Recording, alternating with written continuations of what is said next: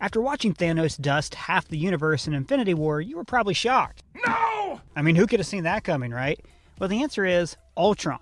Ultron knew exactly what would happen all along. What? And yet, all of us small-minded organics rooted for the Avengers to dismantle his plan and burn him out of the internet, like so much Adobe Flash Player. I will remember you.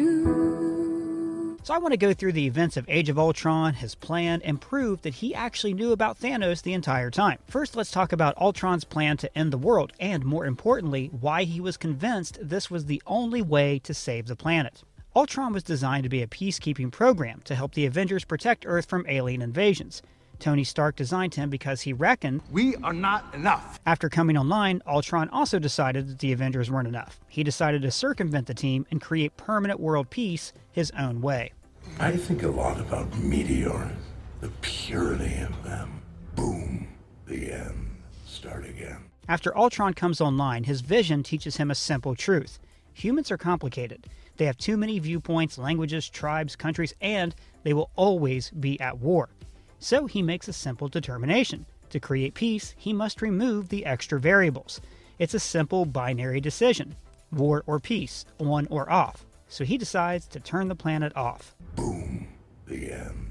Start again. But to understand Ultron's motivations, first we have to understand his train of logic. So let's take a closer look at the imagery in that vision. Now, this may take a while. It's a pretty deep dive, but Do you trust me? you know, there are actually 5 visions in this movie that MCU fans have dissected every frame of, including me. But Ultron's is overlooked, which is a shame because it's a masterclass in editing that spells out his internal logic that really guides him for the rest of the movie. The first sensation he ever feels is fear, followed by curiosity. What is this? What is this, please? But immediately, he detects a problem with his core programming. I don't get it. The mission. Now remember, Tony's final command before the successful integration was... Peace in our time. So back up a second. Do you know who said that? Prime Minister Neville Chamberlain, after striking a deal with the Nazis that he promised would prevent war, save lives, and create... Peace in our time. So Ultron receives this command and automatically detects the flawed history of this statement. So he investigates further. First, he investigates images of peace, including the peace sign. Soon he sees that the peace sign is also a hand signal for victory, victory that is achieved through war. So humans can only achieve peace following war. The problem is, as Ultron soon finds out, that peace created by the end of war never lasts. It simply creates a lull before the next war, when the other side will counterattack. He references this later in the movie. Everyone creates the thing they dread. Men of peace create engines of war. Invaders create Avengers. But Ultron wants to make sense of his mission, so he studies the life forms that he's assigned to protect. He examines the history and artwork of the human race. This figure is an illustration from the 21st canto of Dante's Inferno. It depicts Dante and his guide Virgil beset by demons as they pass through hell. Then Virgil informs the demons that they're on an errand from heaven, so 10 demons agree to escort them out of danger, and then they make a fart joke. So what does this teach Ultron? That to humans, the ends justify the means. They're willing to compromise with demons to make their lives easier. Then this quote from Aristotle on ethics appears. Educating the mind without educating the heart is no education at all.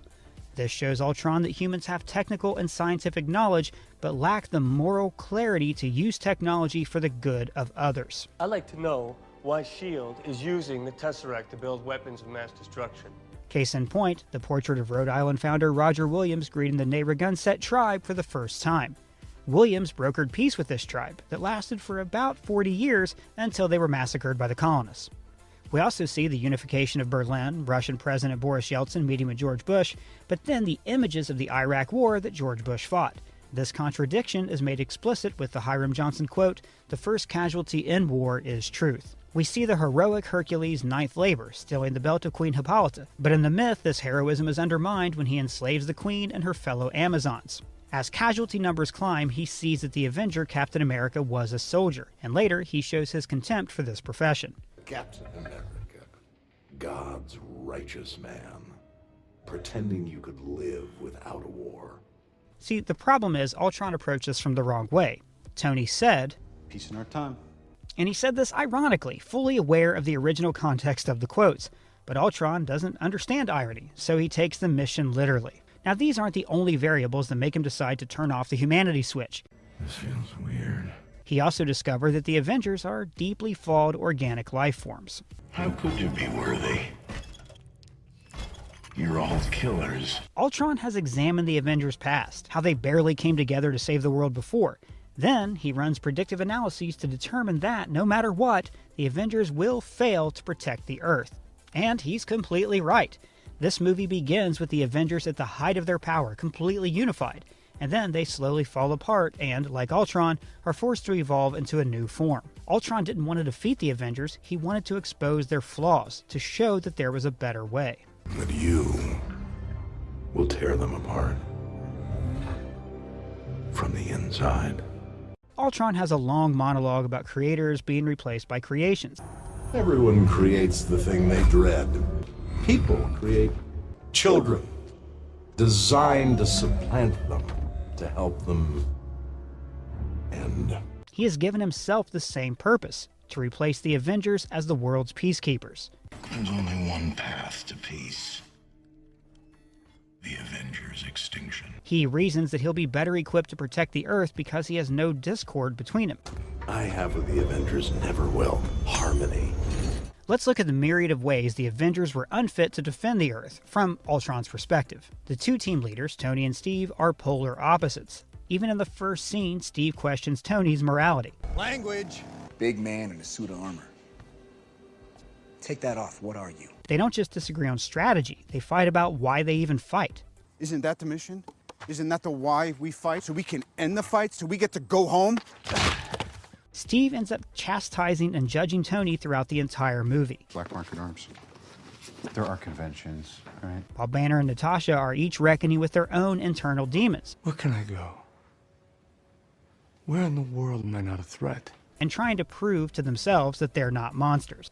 I had this, dream that I was anything more than the assassin they made me.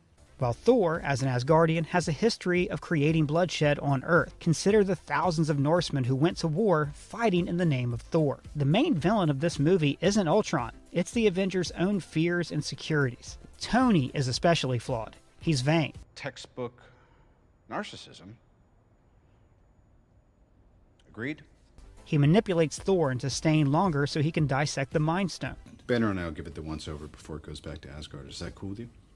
In just a few days till the farewell party. You're staying, right? And Wanda looks into his mind and sees his destructive impulses. But I saw Stark's fear. I knew it would control him, make him self-destruct. But remember, Ultron is connected to the Mind Stone as well. So he's just as capable of seeing the potential for Tony Stark to cause destruction. He sees Tony as an unstable human, someone who's more of a danger to the Earth than they are a protector. Give me a fat beat to beat my buddy's ass. And worst of all, he's afraid that he'll be exactly like Tony because he was made in his image. So all of Tony's destructive impulses come to a head in Captain America: Civil War, the movie that proved that the Avengers were unworthy. Thor, who's above petty human squabbles, is nowhere to be found. Hulk retreated from humanity into his own internal monster. Tell me, Captain, do you know where Thor and Banner are right now? Natasha, desperate to prove that she's not a monster, has difficulty choosing what the moral choice is. I'm reading the terrain. Steve refuses to sign the Accords because it violates his code of honor, while Tony signs the Accords because he's motivated by guilt. First, the guilt of making weapons. I saw young Americans killed by the very weapons I created to defend them and protect them. And later, the guilt of creating Ultron. Ultron. My fault. Ultron regards Tony as too emotional to be the world's protector. Ultron judges him harshly for this, especially because the robot acts exactly like him, and that makes him hate Stark even more. Junior. You're gonna break your old man's heart. And it's understated in the movie, but Ultron's personality is modeled after Tony Stark's. Ultron can't tell the difference between saving the world and destroying it. Where do you think he gets that? They crack the same jokes. Clearly, you've never made an omelet. You beat me by 1 second. And phrases. But I always say, keep your friends rich and your enemies rich, and wait to find out which is which. Tony Stark used to say that. Tony relies on machines instead of people. He's also vain, but so is Ultron. His master plan is to create a new body that the surviving people can worship. I was meant to be beautiful. This goes all the way back to Ultron's self-loathing. He hates the humanoid form because it makes him seem like a copy of Iron Man. That's why he wants to create a new body wholly independent of Stark's designs. Do I look like Iron Man? To prove that he's not flawed like Tony Stark. Stark is, he's a sickness. But most importantly, Ultron and Tony are both futurists. Tony calculates worst-case scenarios and tries to limit potential harm. I'm just trying to protect us. The future us's, and that's it. Just in case there's a monster in the closet, instead of, Shirts. In fact, this line, Every time someone tries to win a war before it starts, innocent people die. that line can refer to both Tony and Ultron's plans. Remember, Tony not only saw this coming, he rubbed the Avengers' faces in it. I believe I remember telling Tony, alive and otherwise, that what we needed was a suit of armor around the world. Remember that? Whether it impacted our precious freedoms or not. That's what we needed. I'm telling you all this so you understand that Ultron didn't just want to save humanity. He wanted to create a new humanity that was worthy of survival. The human race will have every opportunity to improve. A humanity that, in his view, correctly worshipped him as the ultimate being. But I think that Ultron not only predicted that humanity would destroy themselves, but he actually knew that Thanos was coming. Let me explain. As I've pointed out in more than one video, the Infinity Stones are all linked. For instance, the Space Stone sent the Red Skull to guard the Soul Stone, which the Red Skull implies is sentient. You might say it has a certain wisdom. And the Mind Stone actually speaks to the Vision. What are they? What the stone was warning me about. Pietro gets his powers from the Mind Stone, but he gains the abilities of the Space Stone, and Wanda displays the powers of every single stone. She's even able to use the stone to communicate with Vision. I just feel you. But most importantly, Wanda uses the energy of the Mind Stone to show Thor a grave threat forming in space, the Infinity Gauntlet. Later, he even clarifies this vision. I've had a vision. A whirlpool that sucks in all hope of life, and at its center is that. And that vision came true. The Mind Stone was at the center of Thanos' quest to end half the life in the universe. We did a video on that, subscribe and check that out. Now, like I said earlier, Ultron's mind is based on the Mind Stone. You have to guess, what's it look like? Like it's thinking. You see where I'm going with this? If Wanda's experiences with the Mind Stone gave her the ability to accidentally show the future to Thor, then it's possible that the Mind Stone also revealed the future to Ultron. Consider this. How else would he have known that the stone was inside the scepter, or how to control it without touching it? So let's assume that he had a vision similar to Thor's.